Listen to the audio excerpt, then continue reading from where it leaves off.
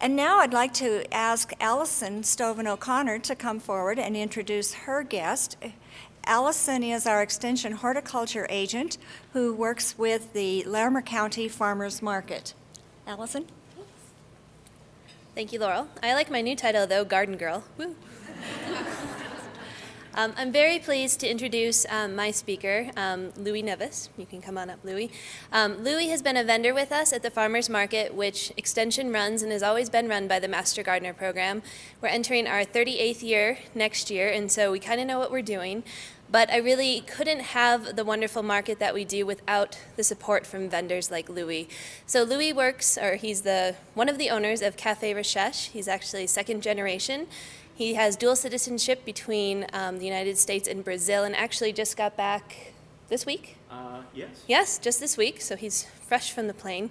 And he's just going to talk to you a little bit about being a vendor with us and whatever else he chooses to say. So thank you, Luiz. Thank you, Alison, and thank you all very much for hearing me out. I want to talk about something that really has been awesome for me personally and my business especially. I've been doing the farmers market since 2007, but let me tell you a little bit about my business, Cafe Richesse, the one which I am proud to co-own with my mom and my dad. We started here in Fort Collins back in 1992, in which year my dad decided to move from Brazil to the United States. And we actually have our claim to fame as being, we own the actual land on which our coffee is grown. So if anybody out there has ever been to Loveland Coffee Company and had an espresso, that coffee came from my dad's and my uncle's farm back in northeastern Brazil. If anybody here has ever had a cinnamon roll over at the Silver Grill Cafe and had a coffee along with that cinnamon roll, guess where that coffee came from? Indeed. Well, one thing I discovered about the farmers markets is that it's an awesome gig. It's a great place to sell coffee. And indeed, it's a great place to sell just about anything. And well, for me personally, I have to say, it's a lot of fun as well. You know, I go there, and the feeling I get when I'm at the farmers market, I feel very much like I am a character in a novel that's very rich in its setting and very rich in its characters.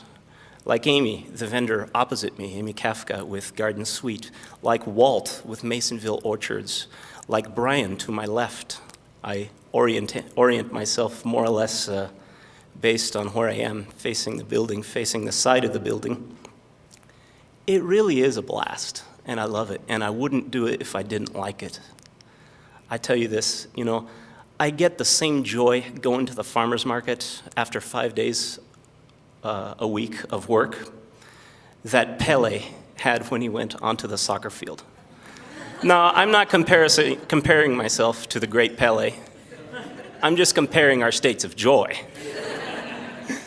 But, you know, another thing I learned about the farmer's market is that there is no I in farmer's markets.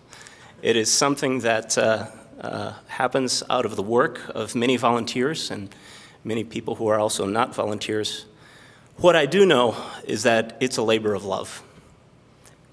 People do it for the money, sure, but you know, I don't know of any money that will require a person to wake up at 4 a.m., to arrive there at 5 a.m., tow all the illegally parked cars, and clean up afterwards.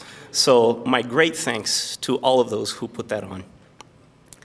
Lastly, I want to talk about who wins in the farmers market, because as I see it, nobody loses. Obviously, I win, because it's a good gig. I make money there. Nothing wrong with that. The farm back in Brazil wins, because the more we sell on this end, the more they make too. The county wins because y'all get a cut, and that's awesome. I appreciate it. I pay with pride. The Master Gardener program wins because, as far as I know, you are funded, I don't know if in whole or in part, but at least in part by this. Is that right, Alison?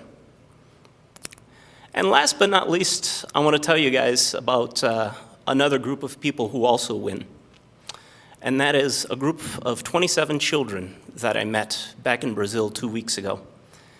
They are the children of Socially Conscious Coffee, a nonprofit that my sister-in-law and my aunt set up. Through this nonprofit, those 27 children get their educations K through 4 on the very land from where the coffee that y'all drink comes from. $1 out of every pound that I sell there at the farmer's market that y'all put on helps those children. So, with a lot of gratitude in my heart, I want to say a special thanks to Alison Stoven-O'Connor, Jean Reeder, and all the volunteers and people who work with them. Thank you all very much.